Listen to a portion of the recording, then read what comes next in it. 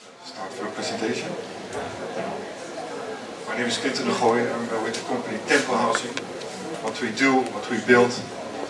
There's the first one. Just quickly for orientation, where we are not much involved in building or thinking of concepts or in the political area of promising things. We're very much builders and constructors. But somehow it fits in a bigger picture. And that's what the presentation is about. What we actually do, we fill, let's call it urban gaps in the city. And we've identified a big number of them. On this one, where we have built something, we will see that later on this one, for the student housing. And we've also found gaps for building something for lost kids. We'll come to that later. Or for, okay, I have to go on. Many possibilities. This is an example of one of the urban gaps. They stay empty for a long time because of the planning issue. It takes much time to fill it in with final plans. So what we do, we'll make it temporary, what we fill in. And the next one is just another example of a corner that you will find in many cities. This one is in Seattle, where you could quickly build something in a city, in this example, where there's a big housing need.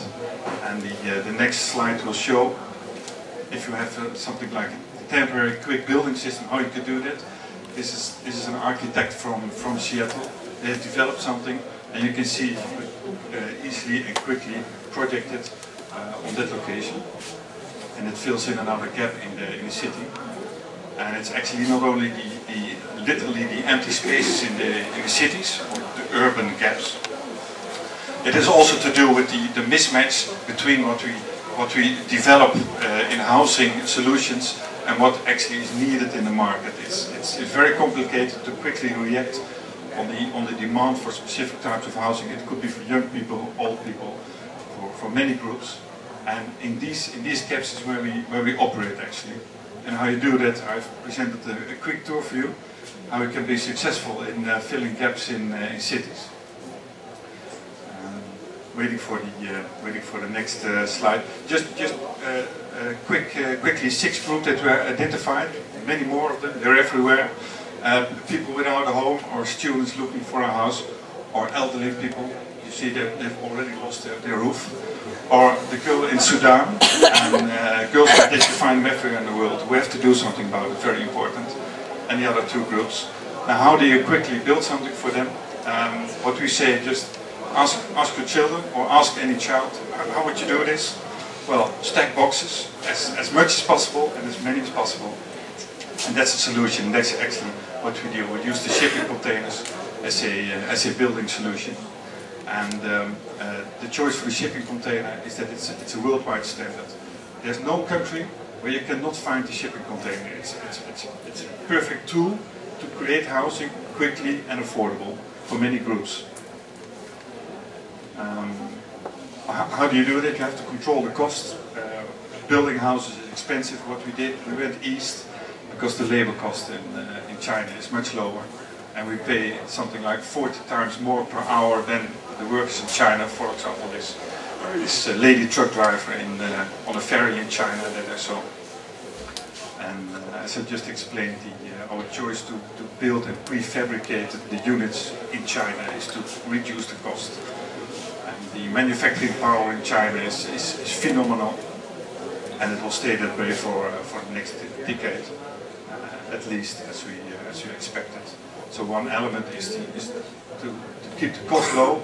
Another thing is to be as mobile as possible. Whatever we build on whatever urban gap, it's easy to relocate it after a number of years. So it's a quick solution, it's affordable, and it's mobile. It's sort of flying solution, flying city. As one would say, on the lower right corner, where you could see is that the houses just fit on a standard truck. You could ship them everywhere. This is a simple solution as we have applied it in Amsterdam, just bolts and nuts. So if you have to go away after a number of years, then you can just take apart the building, put it on a truck and go to the next location.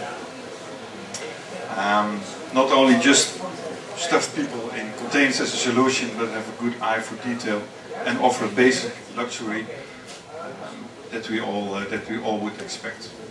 On the one hand, it's just a shipping container. On the other hand, it's a luxury home. for many people. It could be temporary, it could be final. What we also find in our projects very important is that we create a social structure in that sense that it's a transparent design. It's easy to get in contact with your neighbors. This is an example in Delft where you see a temporary setup that has a closed front. It's not easy to contact your neighbors because it's all closed off. We like to have the transparent setup. Same is shown here. The most rewarding thing is building temporary housing projects is happy tenants. And, we were successful in that. And that's actually the result. Shipping container on one hand, affordable, and we built a village of 1,000 shipping containers in Amsterdam for students, which is a unique project. And we keep innovating more. This is a hotel design that we want to apply in the southern part of Europe. It just folds out, and you can use it as even a 3- or 4-star hotel. And afterwards you can fold it in again and move to the next location. Which brings me to the statement that we think that these kind of temporary solutions are very important for cities, are a vital element. Because there will always be gaps, so you have to fill them, you have to do something useful for them.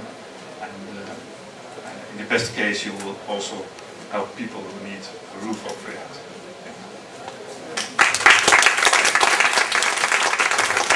Thank you, Quinten. And the last is